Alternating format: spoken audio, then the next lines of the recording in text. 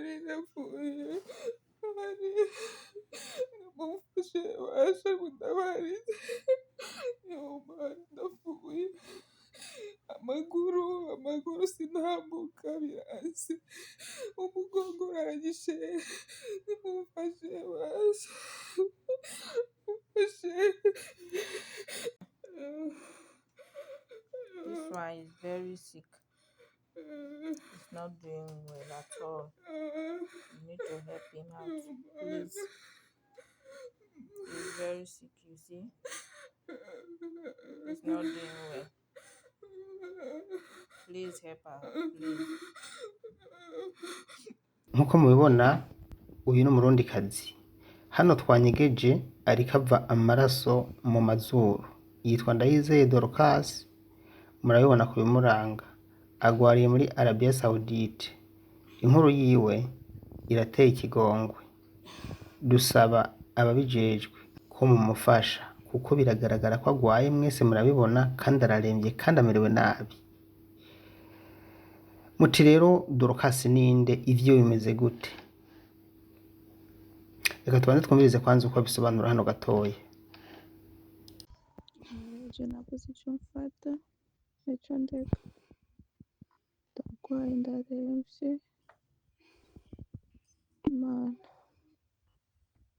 yonyine nukuri, numva ngira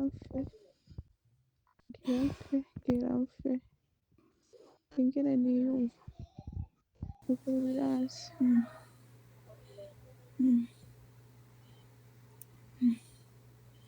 Jamani, naomba nisaidie, naomba ni msaada jamani, hali yangu inazidi kuwa mbaya.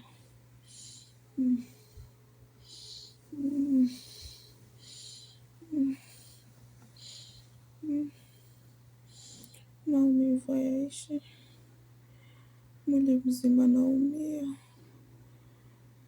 sana jamani, naomba nisaidie.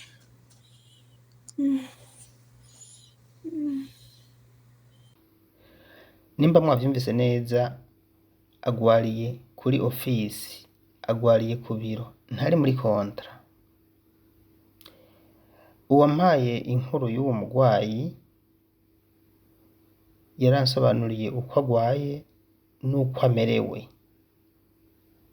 ivyatumye nanje mu nyuma nca ndondera uwo mugwayi kugira ngo tuvugane. Reka tubanze twumvirize kwanza uwampaye amakuru. Uyu muntu kubera ariko araremba, ariko aratera aremba kubera mwamutabariza, ariko aratera aremba kabisa mu buryo budasanzwe, kandi ahari kuri ofisi barabujije ko ata muntu n'umwe ashobora kumwegera, kandi hariho abarundi bene wabo. Yarashikirije ko ashaka gutaha, vyarase ko ataha kabisa, ariko bavuga ngo yirihira itike nawe amaze igihe kirekire agwaye. Nukuri nimumutabarize, murabe vy'ukuri yuko vyokunda ko ashobora gutaha, ashobora kurungikwa mu gihugu kabisa. Yego sawa murakoze. Kandi ayo maraso muriko murabona no mu kanwa aracayo kabisa, aracayo. Nta kazi agishoboye gukora, ashoboye gutaha, ashaka kwitahira.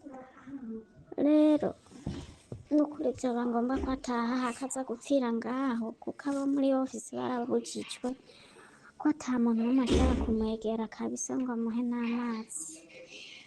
Nukuri iciza nuko mumutabariza agataha, kandi muba mukoze kabisa. Turiko turafasha kugira ngo mumutabarize. Nk'uko muvyumvise kandi nk'uko mubona harya nagiye ndanyegeza za sanamu, ingwara yiwe amaraso aca mu mazuru agaca no mu kanwa. Ni ingwara ikaze, burya kugwara usohora amaraso si vyoroshe. Ibi vyatumye ku biro kuri ofisi hano hantu ari bamucira umukenke, babuza abantu bamwegera, kumbure bikika ko bagwaye za ngwara z'ivyaduka. Ubu rero ahari ntashobora kuronka itiki, kandi hamaze igihe. Hano je nca nibariza ofisi, ajansi yamurungitse, umuntu agwariye ku bitaro yoronka itike ayikuye hehe? Umuntu agwariye kuri ofisi yoronka itike ayikuye hehe umuntu atariko arakora? Ibi vyose n'akarenganyo. Umuntu niyoba yarakoze akegeranya udufaranga ntushobora guca umubwira ngo twa dufaranga yaca aca tuzana ari itike gutaha. None ubu yopfa ntibomutahana ikiziga? Kandi ikiziga gisimvye gusumba umuntu akomeye. Hano rero naciye ndamurondera ndamubaza kugira ngo ambwire ivyiwe vyose. Ngiye ku kazi inzu nashikiyemwo bari banguze ukwezi kumwe, ibifungurwa vyari ingorane, sinafungura kandi nakora akazi cane kuva mu gatondo mpaka saa tanu z'ijoro ndiko ndakora. Iyo nzu nayimazemwo imisi 5. Inyuma y'imisi 5 kwanza muri iyo misi nyene ku munsi ugira gatatu ntangura kuva amaraso mu mazuru. Umunsi ugira gatanu ndaremba kuko n'imitsi nari nayihagaritse, sinonywa imiti, ntariko ndafungura kandi nariko ndakora ibikorwa nyene biruhisha. Maze umunsi ugira gatanu ndamubwira ati nukuri nsubiza kuri ofisi je biranse, aransubiza kuri ofisi ndabereka ingene nariko ndava amaraso mu mazuru. Naciye nifotora ifoto ndabereka. Rero baca bibaza ko ari ukwigirisha nyene, babibaza ko ari ibintu bisanzwe. Barambwira ati ko watanguye kuva amaraso mu mazuru, ejo uzosubire kwa muganga hama ugende ku kazi. Mu gatondo ndasubira kwa muganga barantera n'inshinge, barampa n'iyindi miti yo kunywa iyindi ndwi imwe. Mvuye ku bitaro ubwo nyene baca barambwira ati ngo umukasitoma nguyu genda ku kazi. Ndavuga ati none je genda ku kazi gute? Imitsi ya mbere sindayimara, iyi ni imitsi igira kabiri. Ndiko ndakora ibikorwa biruhisha. Nimundeke kwanza n'imitsi ndayimare hama je nzogenda ku kazi nagize. Baranyankirari, baranka burundu, baranka. Utagiye ku kazi turagukata umushahara. Ndavuga ati Mana nukuri ni wowe nyene wikorera. Kubwanjye rero sinoshobora. Ubwo nyene ngiye ku kazi banteye ishinge yari. Ngiye ku kazi inzu nashikiyemwo yari inzu nini cane yari. Yari inzu nini natangura akazi 2:00 mpaka saa 6 z'ijoro. Arundi ku miti nukuri biranka. Namaze imisi 2. Maze imisi 2 ndambwira ati nukuri je biranse ngira mfe. Subiza kuri ofisi. Baransubiza ngaha kuri ofisi. Nze kuri ofisi ndambwira ati nukuri mutandetse ngo nywe imiti ndayimare singenda ku kazi. Barambwira ati reka tuguhe imisi, barampa imisi 4 yo kunywa iyo miti. Mugabo narayinywa iyo miti ndayimara mugabo biranka, bitera vyanka, biranka. Subiye kuri iyo nzu, iyindi nzu rero ncane nangura reka ndakurungikira n'akavideo nariko ndava amaraso mu mazuru, ibizunguzungu sinahagarara n'iminota 2. Gusa ni Imana yandokoye ntahasukugwa no kuri barya ama esikariye yabo.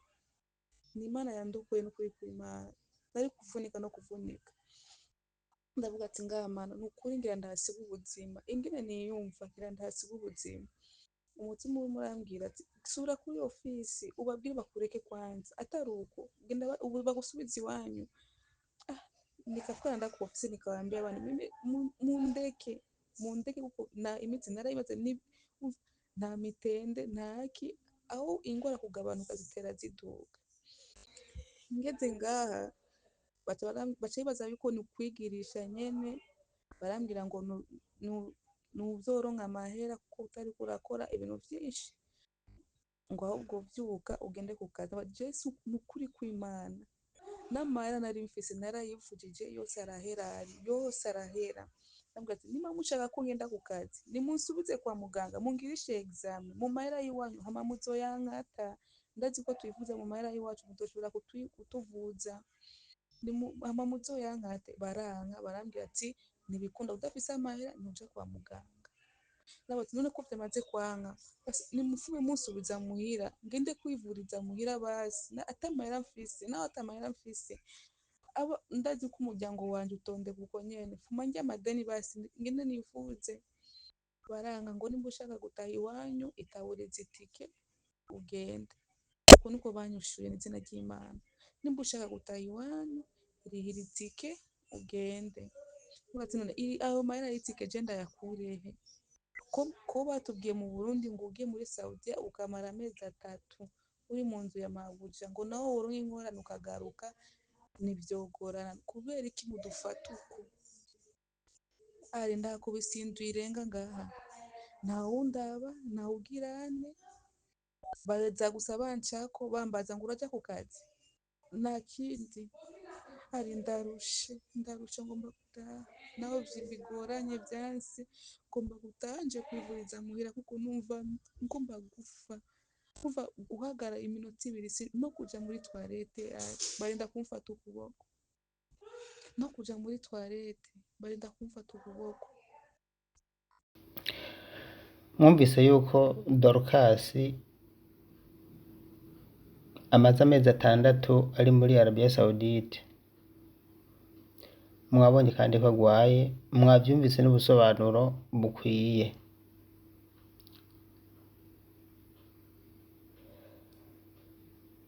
Ndacarondera abamurungitse tubaze twumve mu by'ukuri yuko iyo umuntu agwaye ingwara igaragara nk'iyi yuko aca yirihira. Mu yandi majambo ni nimba udafise amahera yo kwirihira cupfa. Nitwasanga biri mu masezerano aho ntituzobinjirira, mugabo niba atari ko bimeze ababijejwe bakwiye guca bahaguruka bagategeka bano bantu bamurungitse muri Arabia ko bamurihira agataha. Nimba ari uko bimeze, ariko ni iciyumviro canje.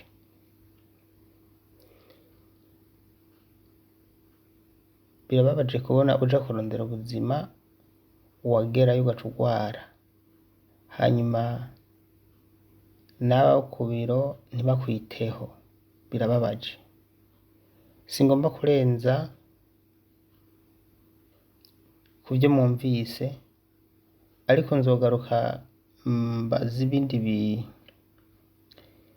ibindi by'ubusobanuro byongera kuri buno busobanuro mwumvise hano, kugira ngo turushirizeho gutahura ikibazo c'uyu mushiki wacu Ndayizeye Dorcas.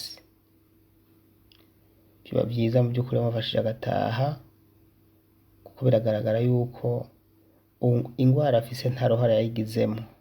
Murakoze.